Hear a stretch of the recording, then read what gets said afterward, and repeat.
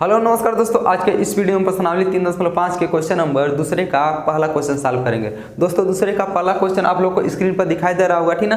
कह रहा है कि ए और बी के किन मानों के लिए निम्न रैखिक समीकरणों के युग्म के अपरिमित रूप से अनेक हल होंगे, ठीक ना। यानी दो रैखिक समीकरण दे दिया है, उसमें कह रहा है कि ए और बी का क्या मान ऐसा रख दिया जाए कि इन दोनों रैखिक समीकरणों के युग्म का जो हल मिले वो अपरिमित रूप से अनेक हल मिले, ठीक ना। चलिए हम इसको ज्ञात कर लेते हैं कि ए और बी का मान क्या रखना पड़ेगा उस समीकरण में, ठीक है। दो समीकरण क्या दे दिया उसको लिख लिया जाए पहले। क्वेश्चन नंबर कौन सा है? क्वेश्चन नंबर दूसरे का पहला क्वेश्चन, ठीक है। पहला समीकरण क्या दे दिया उसमें?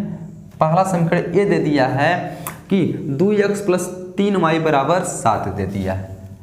2x + 3y = 7 है, ठीक है। चलिए 7 को इधर लेके आए, माइनस हो जाएगा। 2x + 3y - 7 = 0 हो जाएगा, ठीक है। चलिए इसको मान लीजिए समीकरण नंबर 1 मान लेंगे, ठीक है। अब देखिए समीकरण नंबर 2 क्या दे दिया है? 2 ये दे दिया है कि a - b × x लिख लीजिए। a - b × x plus a + b × y, उसको भी लिख लिया जाए। a + b × y। अब बराबर में क्या दे दिया? बराबर में दिया है 3a + b - 2, 3a + b - 2 दे दिया, ठीक है। चलिए इसको भी इधर ले आइए, क्या हो जाएगा? चिन्ह हमारा बदल जाएगा। a + है माइनस, प्लस है तो माइनस, माइनस है तो प्लस हो जाएगा, ठीक है। चलिए लिख लीजिए एक बार और, यानी a - b × x plus a + b × y, plus है तो माइनस कितना हो जाएगा? 3a - b, अब प्लस कितना हो जाएगा? 2 बराबर 0। समीकरण नंबर 2 मान लीजिए, ठीक। अब देखिए इन दोनों की तुलना क्या करेंगे? हमको a1 b1 c1 निकालना हो, a2 b2 c2 निकालना हो तो क्या करते हैं? यानी इसका तुलना कर देंगे। a1x + b1y + c1 = 0 और a2x + b2y + c2 = 0 से, ठीक है। यानी ये लिख लेगा समीकरण 1 और 2 की तुलना। समीकरण 1 और 2 की तुलना, समीकरण 1 और 2 की तुलना किससे करने पर? a1x + b1y + a1x + b1y + c1 = 0 तथा a2x + b2y + c2 = 0 से करने पर, ठीक ना। चलिए कर देते हैं करने पर। अब यहाँ हम तुलना करेंगे तो देखिए a1 b1 c1 का मान कितना मिलता है, ठीक ना। तो a1 का जब समीकरण 1 की तुलना इससे करेंगे, x से x कट जाएगा, a1 = 2 आ जाएगा। a1 = 2, b1 बराबर कितना हो जाएगा? y से y कट जाएगा, b1 = 3 आ जाएगा। b1 = 3 और c1 बराबर कितना आ जाएगा? -7 आ जाएगा। a2 बराबर कितना आ जाएगा? सॉरी यहाँ देखिए a2 बराबर कितना हो जाएगा हमारा? इसका जब तुलना करेंगे इससे तो a2 की जगह देखिए x से x cancel, a2 = a - b आ जाएगा। a2 = a - b और b2 बराबर कितना आ जाएगा? b2 = a + b, उसको भी लिख लिया जाए। b2 = a + b और c2 बराबर कितना आ जाएगा? पूरा पूरा c2 हो जाएगा ना। c2 बराबर -3a - b + 2, -3a - b + 2, ये हमारा क्या आ गया? c2 का मान आ गया, ठीक। अब देखिए जब a1 b1 c1 और a2 b2 c2 मिल गया हमको, तब क्या करेंगे? किसी भी दो रैखिक समीकरणों के अपरिमित रूप से अनेक हल कब होते हैं? जब a1/a2 b1/b2 और c1/c2 आपस में क्या हो? बराबर हो, तभी तो यानी दोनों रेखाओं के अपरिमित रूप से अनेक हल मिलेंगे, ठीक है। यानी जब दो रेखा आपस में संपाती होती हैं, संपाती मतलब जो तरे ऊपर जाती हैं, तभी तो अपरिमित रूप से अनेक हल होंगे। तो जब संपाती जाने का कंडीशन क्या होता है? a1/a2 b1/b2 और c1/c2 आपस में बराबर होना चाहिए, ठीक है। लिख लेंगे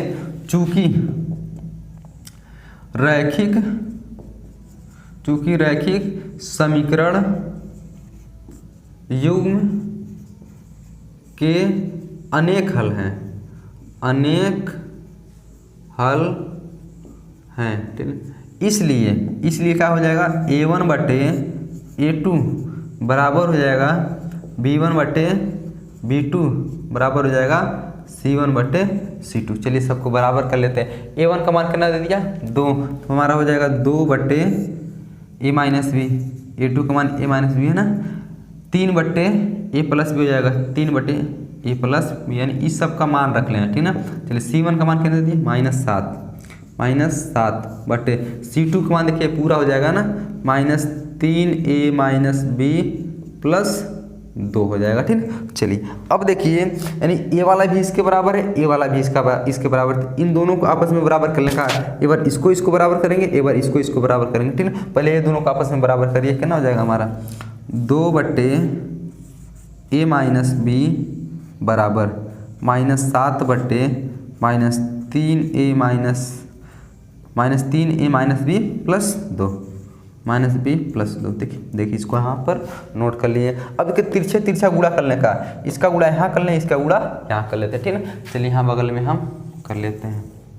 अब देखिए जब इसका गुणा यहाँ करेंगे तो 2 तियाँ -6 हो जाएगा, -6a, ठीक है। फिर 2 एक नम 2 भी हो जाएगा, -2b, फिर 2 दूना 4 हो जाएगा, +4 बराबर। और क्या मिलेगा हमको 7 का गुणा इस सब इसमें करेंगे तो -7a हो जाएगा, -7a, ठीक है।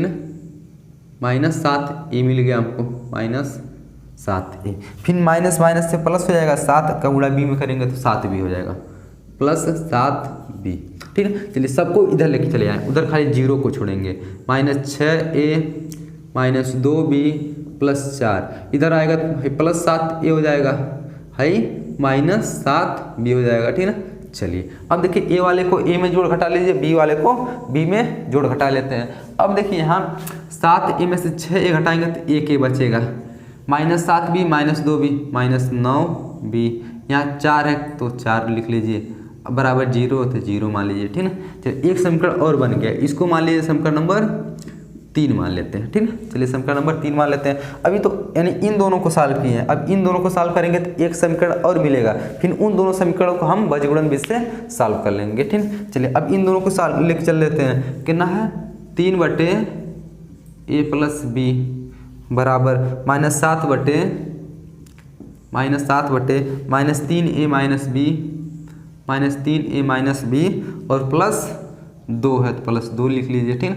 अब इसका भी तिरछा गुणा कर लीजिए, 3 त्रिका -9a, 3 एक नम -3b, फिर 3 दूना 6 हो जाएगा, ठीक है। चलिए 3 त्रिका 9 हुआ, 3 एक नम 3 भी हुआ, 3 दूना 6 हो जाएगा। अब इसका गुणा यहाँ करेंगे तो -7a हो जाएगा, -7a, फिर माइनस कितना हो जाएगा 7b हो जाएगा, 7b हो जाएगा, ठीक है। चलिए इसको जब इधर लाएंगे तो क्या हो जाएगा, ये दोनों माइनस है तो दोनों प्लस हो जाएगा, -9a -3b +6, इसको इधर लाइए +7a, इसको इधर लाइए +7b बराबर 0 बचा, ठीक है। अब देखिए -9a में से 7a घटाएंगे तो कितना बचेगा, -2a बचेगा, -2a, ठीक है। यहाँ 7b में से 4b घटाएंगे तो कितना बचेगा, ठीक है।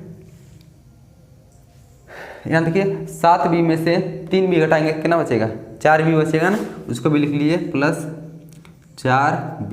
अब यहाँ हमारा कितना बचा, +6 बचा ना, +6 बराबर 0 बचा, ठीक है। यानी देख लीजिए एक बार और देख लीजिए, जोड़ घटाने तो नहीं गलत हुआ हमारा।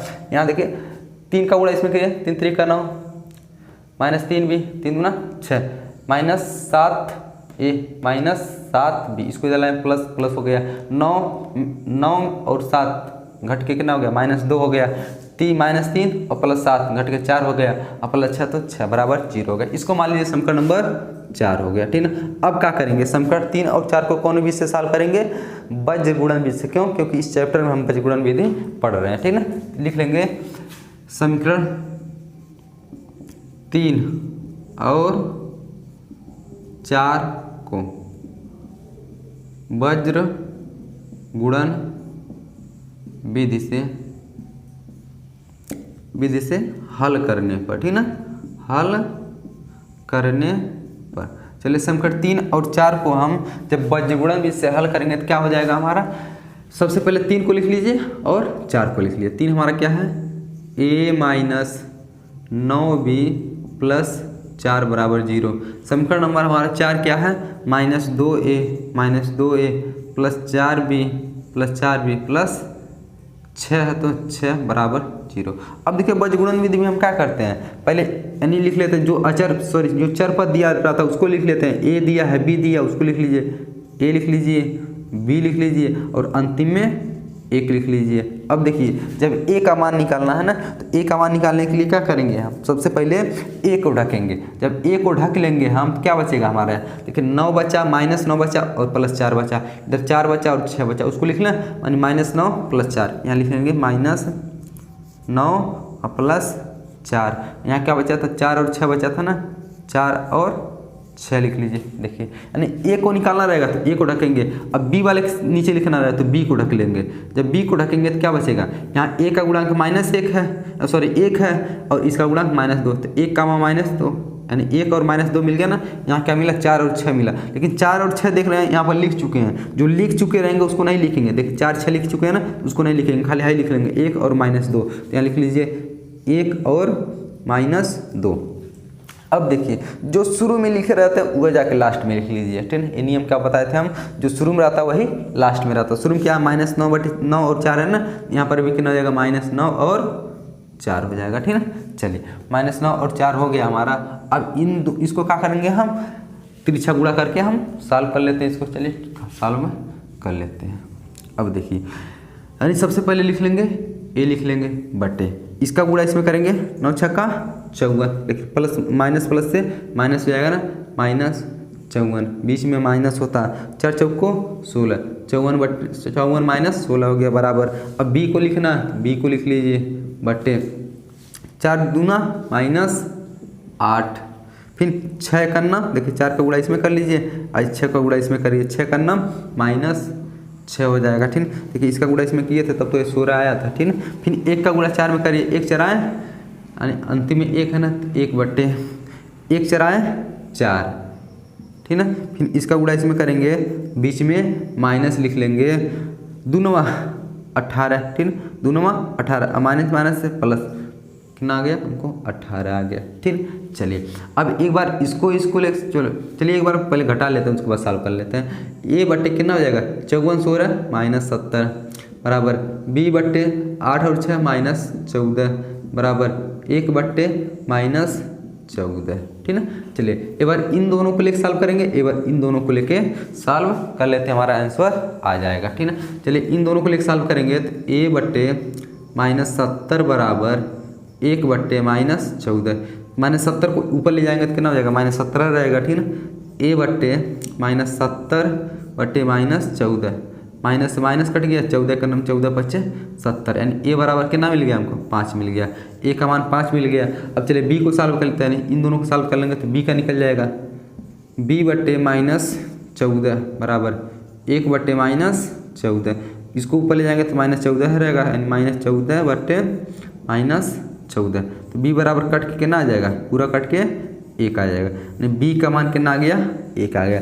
ए और बी का मान पूछा था ना, ए बराबर 5 बी बराबर 1, यानी अतः इस रैखिक समीकरण युग में है दोनों में, यानी इसमें और इसमें में ए बराबर हम 5 रख दें और बी बराबर 1 रख दें, तो इस रैखिक समीकरण युग्म में हमको जो ए और बी का यानी इसका जो मान मिलेगा, यानी इसका जो हल होगा वो क्या होगा, अनंत हल होगा, यानी अपरिमित रूप से अनेक हल हो जाएगा। यानी ये दोनों रेखाएं एक दूसरे को तरे के ऊपर काटते हुए चली जाएंगी। जब तरे के ऊपर काटते हुए चले जाएंगे तो अनेक जगह काटेंगे, बहुत जगह काटेंगे, बहुत सारे इसके हल मिल जाएंगे, ठीक है। तो दोस्तों आशा करता हूँ क्वेश्चन नंबर 2 का पहला क्वेश्चन आप लोग को अच्छी तरीके से समझ में आया होगा, ठीक है। तो वीडियो थोड़ा लंबा हो जाने के कारण क्वेश्चन नंबर 2 का दूसरा क्वेश्चन इसके नेक्स्ट वीडियो में हम सॉल्व करेंगे, ठीक है। तो दोस्तों आज के लिए बस इतना, मिलेंगे नेक्स्ट वीडियो में, तब तक के लिए जय हिंद।